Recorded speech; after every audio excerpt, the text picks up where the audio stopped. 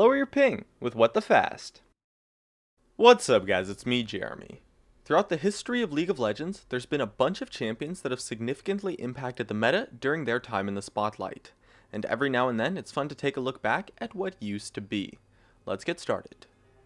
Keep in mind as we go through the top 5 meta-defining champions, what a meta-defining champion is.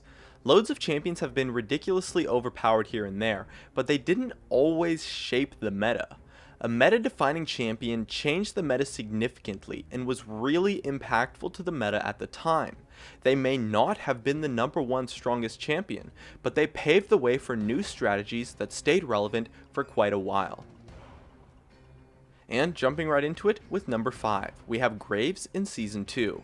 Now this would definitely be a bit higher on the list if it wasn't for the fact that Ezreal and Corki also contributed to the meta that Graves defined. Back in Season 2 there was an AD carry trifecta of only Corki, Ezreal, and Graves, and any other champions were considered significantly inferior in the AD carry role. I chose Graves to represent this since he was the main champion that set the base level for ADs. This happened because in Season 2 the meta was in a prime spot for AD carries, the strongest they've ever been, and because of this, late game focused AD carries were actually really suboptimal since the AD carry trifecta were way stronger throughout the early and mid game, all while having a still fairly comparable late game. AD carries just destroyed the late game, so it really didn't matter that they were mid game focused since their late game would be strong enough no matter what, just because they were an AD carry. This shoved out all non-mid game AD carries completely out of the meta until a large amount of nerfs were given to the strong mid game AD trio. And for number 4 we have Shen in Season 2. Apart from the AD carry trifecta, the Season 2 meta was completely dominated by global abilities. Globals were huge in Season 2, and you would quite often see 1 or 2 globals on each team every single game. Shen was the main champion who started the global craze, and they remained popular until Assassins arose in Season 3. Games were often just flat out decided by whichever team got more globals into their team comp, and teams were so good at making use of them to their fullest potential, and so when Shen did come up, teams realized that globals were really strong, and so the meta revolved around them for the rest of the season pretty much. And with number 3, we have Zed in Season 3. For those who were around in Season 2, you'll remember that Assassins at the time were pretty much non-existent. In fact, they were completely unviable in competitive play. But with the release of Zed, the way was paved for Assassins to completely dominate the Season 3 meta.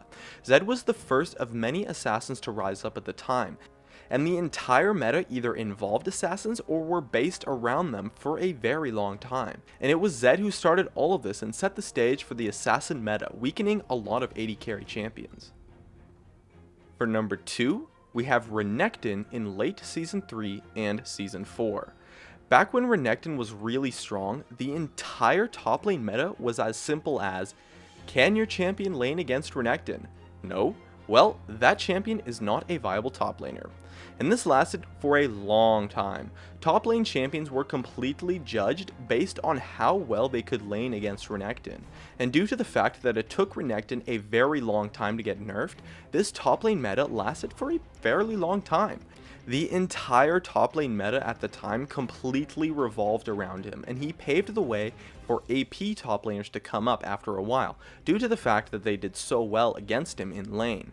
Renekton single-handedly threw out a bunch of top laners who were weak during the laning phase, and even now top laners who have trouble in lane really suffer to this day, and really it all started with Renekton. And lastly, bringing home the gold medal, we have Lee Sin, all the way from Season 2 to the very end of Season 4. Lee Sin is pretty easily at the top due to the sheer length that his reign over the jungle had. He's been extremely strong in competitive play for years, and he single-handedly set the standard for the strength of an early game jungler. If a jungler could not survive a solo invade from Lee Sin, well, then they just weren't a viable jungler. He single-handedly threw out a huge portion of junglers out of the meta due to their weak early games, and forced champions to be at least somewhat strong early, or face a game-deciding punishment that was honestly pretty easy to pull off with the early game invade. A large part of junglers' power was judged on what was called the Lee Sin factor, meaning how well the champion could do against Lee Sin and a Lee Sin invade, and a big amount of junglers just couldn't match up to the early game strength. Lee Sin remained so incredibly strong after even just a ridiculous amount of nerfs, and defined the entire jungle meta for about 2.5 to a good 3 solid seasons of competitive play, and as such is the #1 meta-defining champion of all time. And that just about wraps up my list. I really enjoy making these kinds of top 5 videos, so I hope you had as much fun watching this as I did making it. If you want to see more of this kind of stuff, definitely hit that like button so I can tell. My name is Jeremy, and that's it for my video on the top 5 meta-defining champions. If you enjoyed this video, make sure to hit that like button so I can tell, and be sure to check me out over on all the socials of which you can see on your screen. And if you really enjoyed the video, make sure to subscribe for some more awesome content in the future, or check out some of my other videos on your screen as well. And above all else, thank you so much for watching, and I'll see you guys next time.